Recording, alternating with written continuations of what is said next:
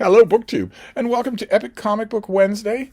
This is a world's finest collaboration between Michael K Vaughan and myself, where every week we talk about some comic book or a theme or a particular virus. It's his choosing. He picks what we're going to talk about. And I haven't been making my usual bombardment of videos this week. I have someone here. I have company here. I have a friend here. And as I've said for almost a decade on this channel, so you can't claim you're surprised, that takes precedence. Real life takes precedence. I'm not going to make a bombardment of videos today, but Epic Comic Book Wednesday is a tradition. Hannah at Hannah's Books would be absolutely distraught if we didn't do it.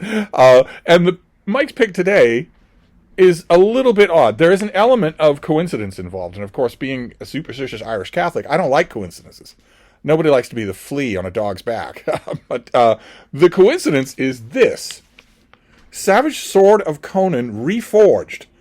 This is a new launch. This is issue number 1 from Titan Books of a magazine-sized Savage Sword of Conan full-color reprint line. Unbelievable. I swear, Titan Books cannot put a foot wrong with their handling of the Conan franchise. The Savage Sword of Conan Reforged title is going to be reprints, plucked from the whole 50 years of this character appearing in comic books, whether in Marvel or in Dark Horse or in Titan Books, because when you own the franchise, you own those issues. You can reprint them even though they were printed by a different company. And in this first issue, one of the very first things reprinted is the story we're talking about today, The Frost Giant's Daughter. Here with writing by Roy Thomas and artwork by Barry Windsor Smith when he was just Barry Smith. And that is the story that we're talking about today, but not in the Marvel version. So that's the coincidence. Because I was going to grab this thing anyway on today's New Comic Book Wednesday. I was going to grab that anyway, and it just happens that the first story is the story we're talking about. But we are talking about the Dark Horse adaptation. So not Titan Books. Definitely not Titan Books. We'll get to that. And not Marvel. Robert E. Howard wrote this story in the early 30s. And he wrote it for a different character. So he never in his life ever actually saw it printed as a Conan story. And that's a little ironic because it's one of the greatest Conan stories in my opinion. And then 40 years later in the early 70s, Roy Thomas adapted it for the Marvel issue that's reprinted in Savage Sword of Conan Reforged. And then when the franchise went to Dark Horse, Kurt Busiek, the writer, the great writer, and Cary Nord, the artist, naturally wanted to take a whack at the most famous Conan stories, and they did The Frost Giant's Daughter, which is a very simple story. It's very short. You can definitely do it in one issue, something Titan Books doesn't appear to know, because they stretched it out in 2024, I think. They stretched it out for many issues, and they were appallingly bad. The less said about them, the better. But the story is very simple. It's a very young Conan. And he has gone in, he's from Samaria, which is in the northern hinterlands of the Hyborian Age. And in this story, he has gone north, not south. So he has joined up with a band of northern warriors from a land even more north than Samaria against another band of warriors. And the story starts with pure Robert E. Howard storytelling genius. I swear, whenever I revisit this guy, it's no mystery to me why he is one of Michael K. Vaughan's favorite writers. We part ways because I'm not willing to ascribe much in the way of literary ability to this man, but boy, oh boy, can he write a gripping scene. And the scene that opens this story is two men on a battlefield of snow that's covered in dead bodies. A skirmish has taken place. We don't see it. We see the aftermath. Two men staring at each other, one survivor from each side. One is a big northerner named Heimdall, and the other is Conan, who, as a boy, as a teenager. And they fight. They have their swords drawn, and they fight. The northerner gets in a heavy blow on Conan's helmet. Heavy enough to make his senses swim, and that's important for the story. And then Conan guts the man. so that's the most that he gets out of it. Is there's a famous quote, not in Vanaheim, but in Valhalla, will you tell your brothers that you met Hayek of Austria? A very famous line in the story. He has those squaring off. This is the original cover to the Dark Horse Frost Giant's Daughter. And the thing about classic Conan stories is that Conan aficionados know from the cover what the story is. You newcomers don't, but we do. Like, for instance, this is the cover, a Joe De La Torre cover for Savage Sword of Conan Reforged. That is Conan and another man fighting a lion in a garden. Every single Conan fan in the world knows what story that is. It doesn't need to be telegraphed. Same thing is true here. You know exactly what you're getting here. And here is the beautiful Carrie Nord artwork, where these two face off. And Conan defeats his opponent, but his senses swim from the blow on his head. Carrie Nord actually has him pass out. And when he wakes up, in the story is described beautifully. The prose here for Robert E. Howard is just some of his best. When he wakes up, the world seems to be tingling and aglow lightly. In other words, a concussion. But, of course, that Robert E. Howard's leaving you to stitch together the dots. Conan feels bemystified, and he thinks he sees the reason why. A beautiful, naked woman in the middle of this Arctic wilderness. He's wearing chainmail and fur. Everyone else is. She's naked except for one delicate shawl that she wears. And she takes, her name is, she doesn't tell Conan anything except that you seem awful weak. Why aren't you seeking to embrace me? Why are you falling over like you're ready to die? You must be a pretty weak warrior. And this enrages Conan, and also inflames another passion, which is a little bit problematic for this story. The only element of this story that's problematic, because she runs over the snow and Conan chases her. And he's not chasing her to shake her hand. And if you're going to love this story, if you're going to love a lot of Robert E. Howard's Conan, you just have to make your peace with that. And I wish someone had told that to the folks at Titan Books when they adapted this story, because all of a sudden this mystic creature is a take-charge girl boss who don't need no man. And that does not work. That does not work. Conan chases her because he has one thing and one thing only in mind. She says to him in a classic line, "Am I not beautiful?" Because she is trying to seduce him. And with a good reason. She has a goal in mind to seduce him. She trips lightly over the snow, and he chases her for a long way. Look at that beautiful artwork by Carrie Nord. Oh my, oh my. But she has a goal in mind. She has him chase her to a crevasse, and when she gets into the crevasse, her brothers are waiting to kill Conan, cut out his heart, and put it on their father's banquet table. And her brothers are frost giants. They tower over Conan. And in this adaptation, Carrie Nord's artwork, he has them be 30 feet tall. In Barry Windsor Smith's, they're big, but they're not 30 feet tall. And of course, in the famous Frank Frazetta cover of the illustration of that moment, they're tall, but they're not actual giants. And you know right away that this is something that this woman has done many times. The one thing that happens that she does not expect, you will definitely expect, because you're a Conan reader, and that is that Conan wins. He kills both these giants, and she looks on increasingly horrified. In the short story, Robert E. Howard says that her face is not mocking anymore. Her laughter is not mocking anymore. She's terrified, because for the first time, someone has killed her brothers, and she is now vulnerable. So she runs, and Conan chases her again. And again, it is completely certain what he wants to do when he catches her. Conan, the original Conan stories are not PC. They're not PG rated. You just have to put up with that for the wonder of the story. And he does catch her. He says, I wonder if they quote, Dark Horse was really good about simply quoting Robert E. Howard and not really bothering with, yes, Conan grabs her, as you can see, and he says, "You are cold as snows, girl, but I'll warm you with the fire of my own blood."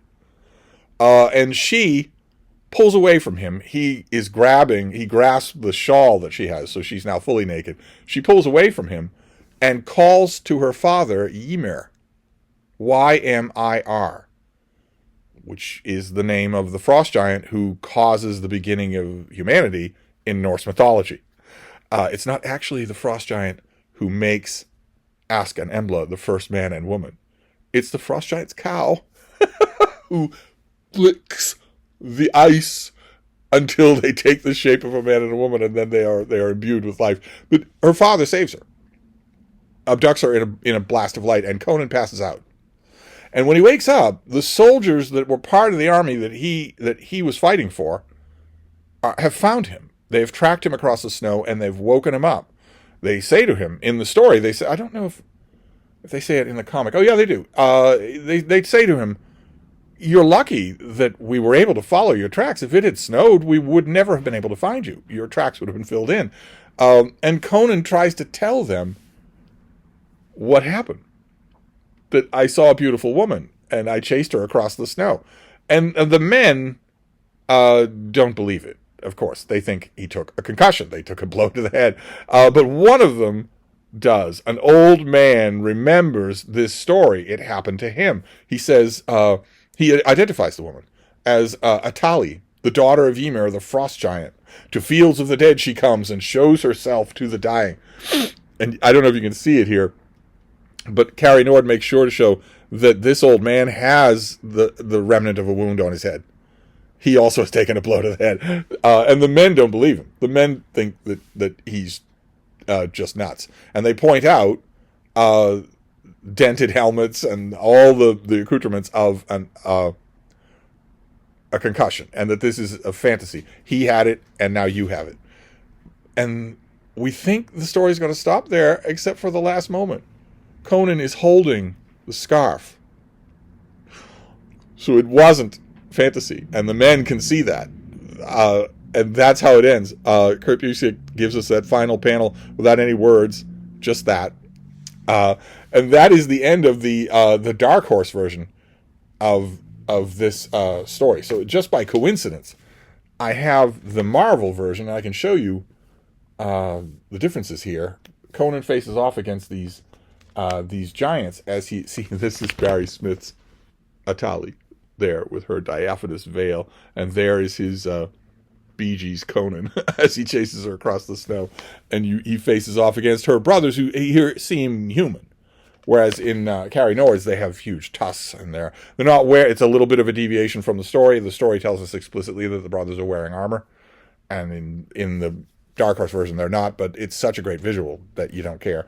And so this was a great pick on Mike's part. I'm always happy to revisit this. I think there's an exercise in appreciation when it comes to a franchise thing that moves from house to house. I loved the Marvel Comics run on Conan the Barbarian and Savage Sword of Conan. I bought them every week. I loved them. I thought they were great. They had their weak issues, but I loved them. I thought they were great. And when the franchise went away and then went off to some other company, I thought, well, you're not going to do it as well. And it's an exercise in appreciation to be a little flexible enough so that you have room for an interpretation of a story that you know backwards and forwards that is different from the one you fell in love with, but is still excellent. And this is a perfect example of that. The only problem with the story for some readers is that it doesn't portray Conan in a very good light. As we covered that in Sumerian September. He is intending on one thing and one thing only when he catches that young woman. And that's a difficult thing to know in a story about your hero, about the hero of the story. But still, I absolutely loved it. I'm certainly not quibbling, considering some of the torture that Mike has put me through on Epic Comic Book Wednesday. I'm not complaining. So that is the Frost Giant's daughter. Oh my. I got, fittingly enough, I got this at a gigantic comic shop, probably the best comic shop in the Alpha Quadrant, Harrison's in Salem, Massachusetts. I filmed a little bit of me there.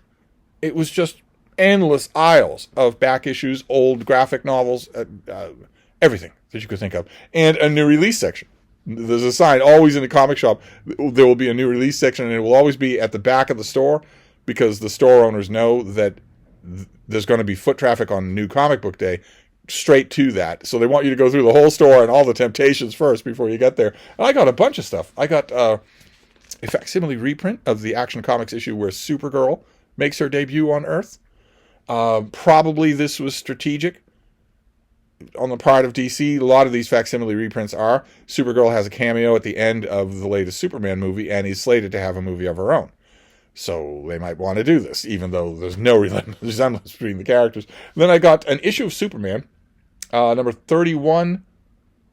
I don't really know what I'm getting here. I will give it a try. This is the cover that ties into this stupid DCKO event, but I love the variant cover here. So I just thought that was great, because there aren't any phone booths anymore.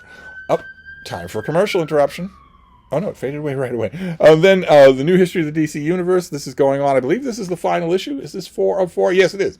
This is the final issue. I've been getting every one of these. This is Mark Waid giving us a handbook of what the current state of DC continuity is. And since this is the 4th one, this has brought us all the way up to the present.